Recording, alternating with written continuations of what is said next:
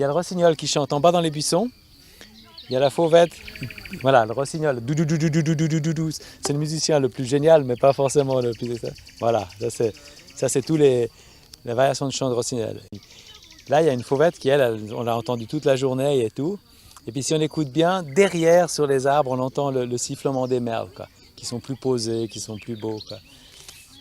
Et c'est assez marrant parce qu'en fait, c'est nos 3 meilleurs chanteurs.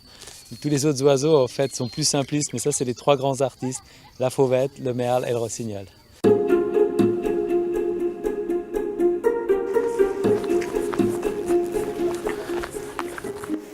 Qu'est-ce que vous voyez comme oiseau sur ce lac? Le terme de poule d'eau, on le garde pour un oiseau qui a le bec rouge. Donc ça, scientifiquement, c'est une foulque. On va voir si on voit plus dans les observatoires. Et pour ça, il va falloir marcher. Et donc, les enfants d'abord, s'il y a des serpents, nous on suit derrière.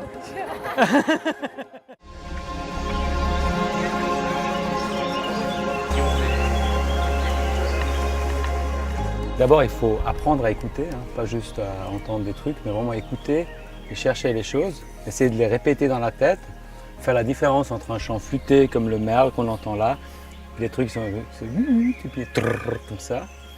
Et puis après, prendre les plus communs, par exemple le pinson, par rapport à la fauvette, les écouter beaucoup et puis les connaître. Et puis après, chaque fois qu'on a quelque chose, est-ce que c'est un pinson ou est-ce que c'est pas ça?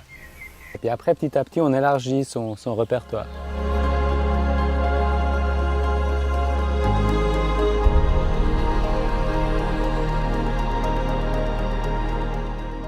Si on entend chanter le coucou, c'est un mâle. Et qu'est-ce qu'il cherche, le mâle? À draguer la femelle. À draguer la femelle. Exactement. S'il vient ici, c'est qu'il pense qu'il a une chance de trouver une femelle.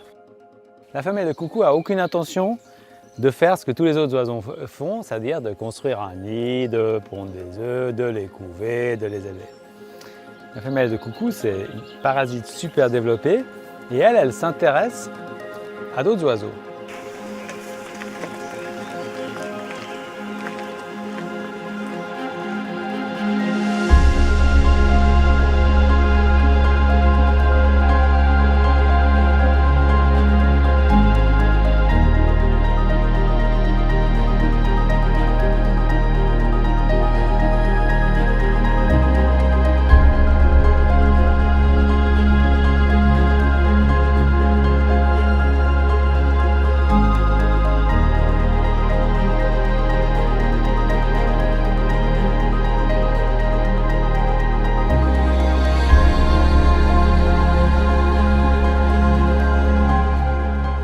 Est-ce que tout le monde voit la sterne?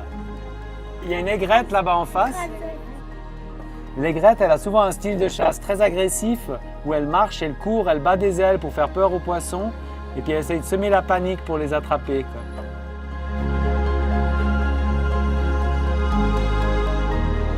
On incite à découvrir. C'est très bien d'être toute la journée devant les documentaires à la télé, mais c'est toute autre dimension quand on vient soi-même. C'est ça que ça doit faire, découvrir cette fête de la nature, pour ceux qui aiment déjà et pour ceux qui veulent connaître.